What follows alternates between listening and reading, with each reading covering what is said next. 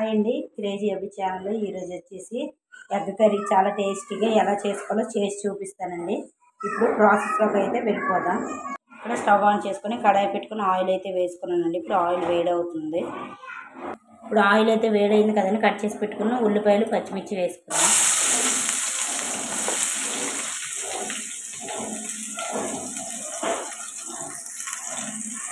ఉల్లిపాయలు ఇలా ఫ్రై అవుతాయి కదండి, ఇప్పుడు కరివేపాకు వేసుకున్నాం.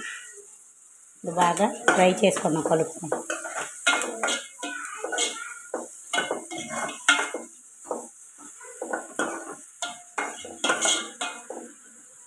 ఇవి ఫ్రై అవ్వాలి.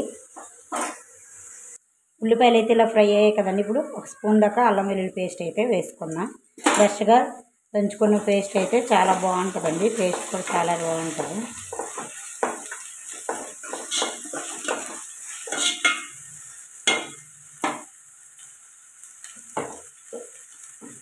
ఇందులోకి పసుపు యాడ్ చేసుకున్నాం.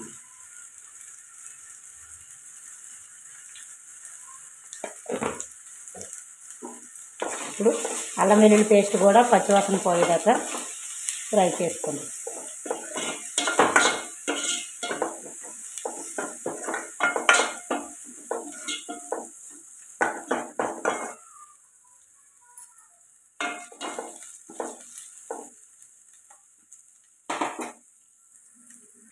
అల్లం వెల్లుల్లి పేస్ట్ కూడా పచ్చివాసన పోయేదాకా ఫ్రై చేసుకోవాలండి.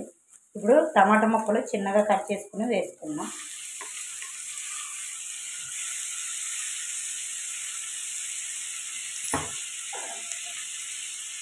ఇప్పుడు ఇందులోకి సాల్ట్ యాడ్ చేసుకున్నాం. టమాటో వేగంగా మగ్గుతుంది. రుచికి సరిపడగా సాల్ట్ అయితే యాడ్ చేసుకోవాలి. ఇప్పుడు బాగా కలుపుకొని ఈ టమాటా బాగా మగ్గిన దాకా ఫ్రై చేసుకుంటాం.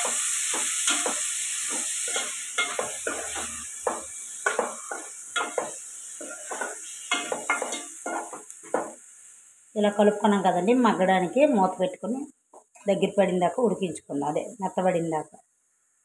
ఇప్పుడు మూత అయితే తీసి చూద్దామండి.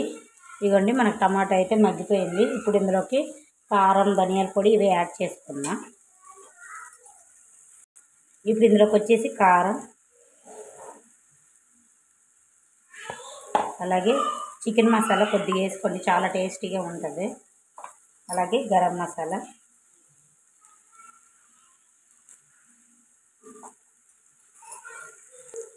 అలాగే ధనియాల పొడి.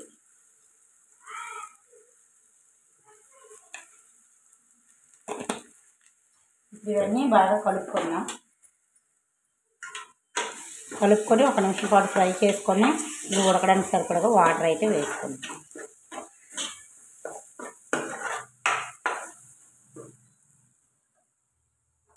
ఒక నిమిషం ఫ్రై చేసుకున్న తర్వాత ఇప్పుడు ఉడకడానికి సరిపడగా వాటర్ అయితే వేసుకుందాం. బాగా కలిసేలాగా కలుపుకుందాం.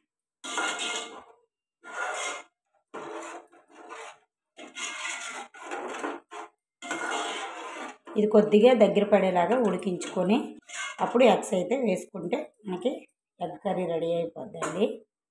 ఇప్పుడు మూత పెట్టుకొని ఉడికించుకుందాం. ఇప్పుడు మూత అయితే తీసి చూద్దామండి. కొన్ని ఇలా దగ్గరికి ఉడికింది కదా, ఇప్పుడు ఎగ్స్ అయితే వేసుకుందాం పగలగొట్టుకొని.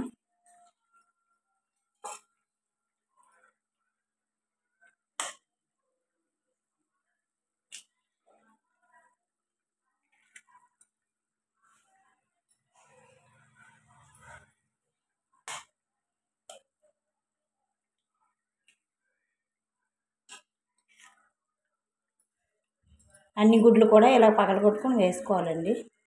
ఇక్కడ వచ్చేసి 5 ఎగ్స్ అయితే నేను వేసుకున్నానండి. ఇప్పుడు గరిటె పెట్టి కలపకుండా మూత పెట్టుకొని ఉడికించుకుందాం. ఒక 2 నిమిషాల పాటు ఉడికించుకుంటే రెండు వైపు తిప్పుకోవచ్చు. ఇప్పుడు మూత అయితే తీసి చూద్దామండి. రెండో వైపు కూడా టర్న్ చేసుకున్నాను. ఇప్పుడు ఇలా ఉడుకుతుంది కదా, ఇప్పుడు లాస్ట్గా కొత్తిమీర వేసుకొని స్టవ్ ఆఫ్ చేసుకుంటున్నాయండి. అంతే, చాలా టేస్టీగా ఉంటుంది. సింపుల్గా చేసుకోవచ్చు. ట్రై చేయండి. ఎలా వచ్చిందో కామెంట్ సెక్షన్లో కామెంట్ చేయండి, లైక్ చేయండి, షేర్ చేయండి, సబ్స్క్రైబ్ చేసుకొని ప్లీజ్ సపోర్ట్ చేయండి. మీరు సపోర్ట్ చేస్తే కొంచెం మోటివేషన్గా ఉంటుంది. బాయ్ అండి, బాయ్.